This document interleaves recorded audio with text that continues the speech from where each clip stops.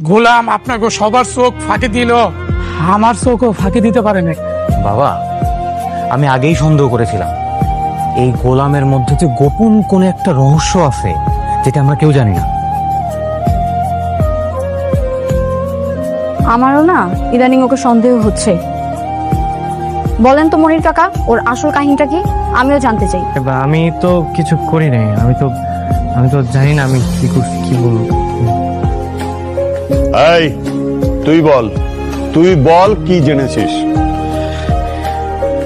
আপনারা তো গোলামের রান্না খায়া আঙ্গুল চাটেন আর রান্নার প্রশংসা করেন, আবার মাঝে মাঝে বলেন যে আমার থেকে ও ভালো রান্না করে। ও কেমনে ভালো রান্না করে এই আসল কাহিনীটা কিন্তু আমি জানা গেছি।